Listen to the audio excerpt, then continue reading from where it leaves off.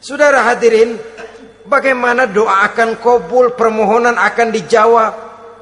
Jikalau kita jauh dari Allah, kita kenal Allah, haknya untuk disembah, kewajibannya untuk menyembah, tidak pernah kita laksanakan. Itu yang menyebabkan hati kita lalu menjadi mati. Padahal mengenal Allah, setelah mengenalnya, mengadakan pendekatan kepadanya melalui ritual ibadah yang dicontohkan oleh Rasulullah Sallallahu Alaihi Wasallam. Ini hal pertama yang menyebabkan hati jadi mati. Kamu terlalu kenal Allah tapi tidak pernah menyembah kepadanya. Sama aja orang kerja kagak, habis bulan mau minta gaji. Karena kita jitak palanya. Macam apa? Kerja enggak, tahu-tahu datang mau minta gaji. Kerja dulu yang baik, habis bulan baru enggak diminta pun memang sudah ada jatahnya. Ibadah dulu kita kepada Allah. Soal Allah memberikan karunia kepada kita, itu hak Allah. Apabila kita dekat dengannya, ibadah yang kita laksanakan benar, karunia itu akan datang kepada kita. Saudara-saudara, yang kedua yang menyebabkan hati jadi mati, qara'tumul Qur'an walam ta'malu bih.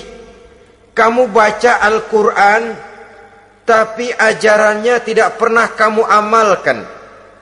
Kamu baca Quran tapi isinya kamu injak-injak. Sehingga ada peringatan dari Rasul Sallallahu Alaihi Wasallam. Beliau bersabda, "Iza azzamat ummatid dunya wa fi riwayatin dinaron wa dirhaman nuzi'at minha haibatul Islam. Wa iza turikatil amru bil ma'rufi wan nahyu 'anil munkari hurimat 'alaihim barakatul wahyi. Wa iza tasabat ummati saqatat min 'ainillah." 3 peringatan keras tapi yang merupakan gejala penyakit kita umat Islam diperingatkan oleh Nabi kita. Pertama, iza azzamat ummatid dunya, apabila umatku telah terlalu mengagung-agungkan dunia, apabila umatku telah jatuh menjadi umat yang materialistis, segalanya diukur dari sudut keduniaan saja, nuzi'at minha haibatul Islam, maka akan dicabutlah dari mereka kehebatan agama Islam. Hilang kehebatan Islam apabila kita jatuh menjadi umat pengagung dunia, penyembah materi. Nilai kita, keberadaan kita tidak dihargai orang lain. Orang memandang kita remeh saja. Orang Islam gak ada apa-apanya, bayar aja. Bisa dibeli, bisa diatur, bisa dikerjain, garap saja. Nuzi'at minha haibatul Islam, hilang dari mereka kehebatan Islam ini. Kenapa? Mereka telah mengagungkan dunia dan menjadikannya sebagai tujuan. Padahal dunia cuma alat, materi cuma alat, harta cuma alat. Yang kedua, wa iza turikatil amru bil ma'rufi wan nahyu 'anil munkari hurimat 'alaihim barakatul wahyi. Apabila telah ditinggalkan amar ma'ruf dan nahi munkar, maka hilanglah keberkahan wahyu. Ini yang ada hubungannya dengan masalah kita. Kita baca Quran, kita tidak amalkan isinya. Bagaimana hati tidak jadi mati? Amar ma'ruf dan nahi munkar ditinggalkan orang, hilang keberkahan wahyu. Pada saat itu boleh jadi Quran ada, tapi cuma tinggal tulisan saja. Islam ada, cuma tinggal sekedar nama saja. Diseminarkan, disemposiumkan, dimuktamarkan, tapi tidak dijabarkan dalam kehidupan sehari-hari. Apabila amar ma'ruf dan nahi munkar telah ditinggalkan orang, hilang keberkahan Quran itu. Akibatnya apa? Apabila amar ma'ruf tidak lagi digalakkan orang, nahi munkar tidak dilaksanakan orang, lalu orang menilai sesuatu menurut seleranya sendiri. Mana yang ma'ruf, mana yang munkar, tidak ada lagi patokan utama. Kalau baik kata otaknya, dia kerjakan. Tidak baik menurut otaknya, dia tinggalkan. Agamanya adalah otak, berhalanya adalah akal.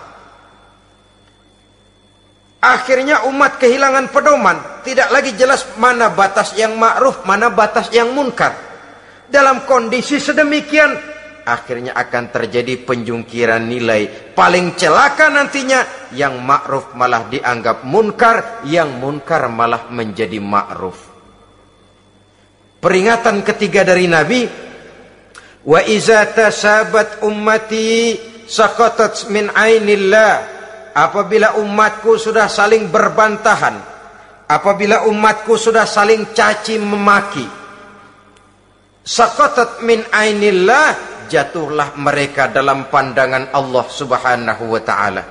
Hilang wibawa umat yang sudah saling mencaci maki, saling menjatuhkan, saling gasak, gesek, gosok.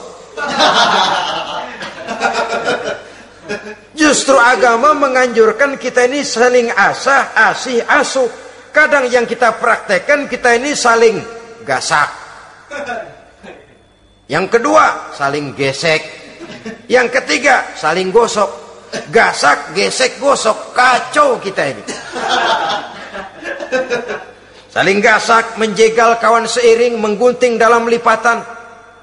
Saling gosok, fitnah sana, fitnah sini. Saling gesek, sikut kiri, sikut kanan. Tidak peduli orang lain luka dan sebagainya. Yang penting dia bisa nangkring. Jatuh kita dalam pandangan Allah apabila umat sudah saling mencaci maki.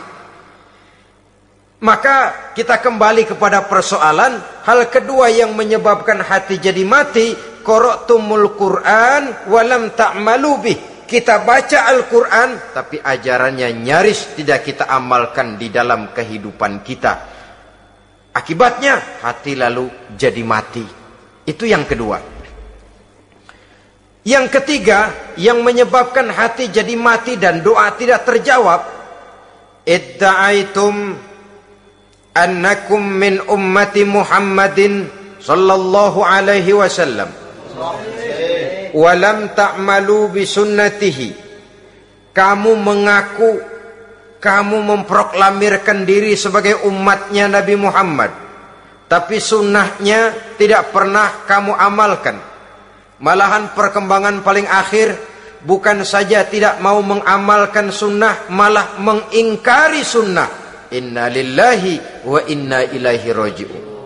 Oh, Nabi Muhammad itu manusia biasa seperti kita. Sebagai manusia dia bisa salah. Dan ternyata hadis banyak yang palsu. Yang otentik cuma Quran. Selebihnya adalah sejarah. Tidak ada itu sunnah. Langsung saja kepada Quran. Oh, hadis itu bukan sumber hukum. Oh, tidak perlu mengamalkan sunnah. Saudara-saudara kaum muslimin, mengaku kita umat Nabi, tapi sunnahnya kita campakkan, tidak kita amalkan. Setelah tidak kita amalkan, kita campakkan. Setelah kita campakkan, kita ingkari pula. Inna lillahi wa inna ilaihi raji'un. Bagaimana hati tidak jadi mati? Kalau siang malam kita memproklamirkan diri sebagai umat Nabi Muhammad, sementara sunnahnya kita campakkan, kita abaikan, dan kita ingkari dia, sunnah itu. Padahal jikalau sekarang kita mengenal Islam, jikalau kita sekarang ngerti halal haram, tahu hak batil, bisa memilah dan memilih antara yang ma'ruf dengan yang munkar, itu utamanya adalah karena jasa Nabi Muhammad SAW, yang dari generasi ke generasi dilanjutkan oleh para sahabat, oleh tabi'in, oleh tabi'it tabi'in, terus oleh para ulama-ulama sampai kepada kita sekarang ini.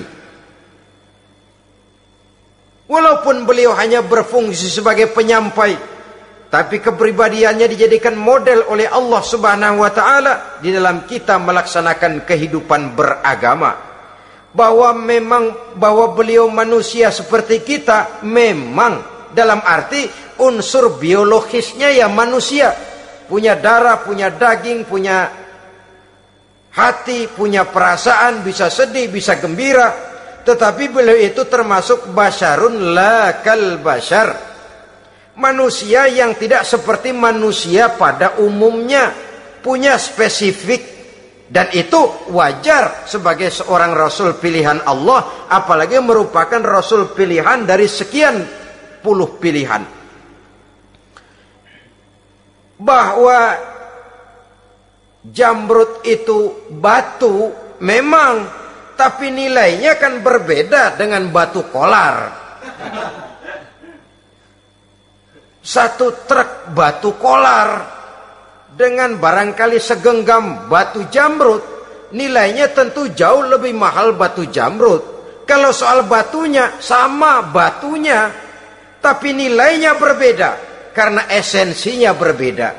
Kita manusia, Nabi Muhammad juga manusia, sama manusianya memang, tapi kualitasnya, nilainya tentu jauh panggang daripada api. Itu sebabnya Allah menjadikan beliau sebagai model. Laqad kana lakum fi rasulillahi uswatun hasanah. Di dalam diri Rasul itu terdapat contoh teladan yang sangat baik bagi kita. Oleh karenanya, pada pertemuan kali ini, apabila kita konsekuen mengaku umat Nabi Muhammad, marilah konsekuen juga menegakkan sunnahnya. 3. Yang keempat, yang menyebabkan hati jadi mati dan doa tidak terjawab, akaltum ni'mata rabbikum walam tashkurulah.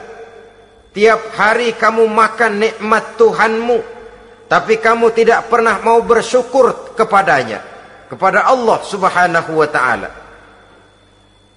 Nikmat Tuhan kita doyan banget, tidak pernah sehari dan sesaat pun terlepas diri dan hidup ini dari nikmat-nikmat yang diberikan Allah.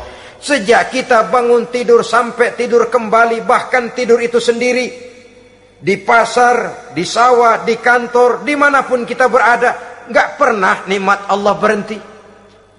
Hidup kita dalam alam diberikan segala fasilitas untuk menunjang kehidupan. Nggak pernah Allah pasang pajak matahari, nggak pernah Allah pasang pajak gas udara. Nikmat-nikmat yang banyak itu tiap hari kita kecap, tiap hari kita nikmati, tapi kita tidak pandai bersyukur. Padahal Allah memberikan peringatan keras dalam hadis qudsinya, man lam yashkur ala na'mai wa lam yasbir ala balai falyakhruj min tahti samai wal yatlub rabban siwaya. Siapa yang tidak mau bersyukur terhadap nikmat yang aku berikan kepadanya, dan tidak mau bersabar terhadap ujian yang aku berikan kepadanya, silahkan keluar saja dari kolong langit ini dan cari Tuhan selain aku. Diusir oleh Allah. Kalau orang tidak mau bersyukur terhadap nikmat yang aku berikan, dan tidak mau bersabar terhadap ujian yang aku timpakan, keluar dari kolong langitku, keluar, cari Tuhan selain aku. Diusir. Lah yang ngusir Allah. Anak sekarang bilang mau ke Menong.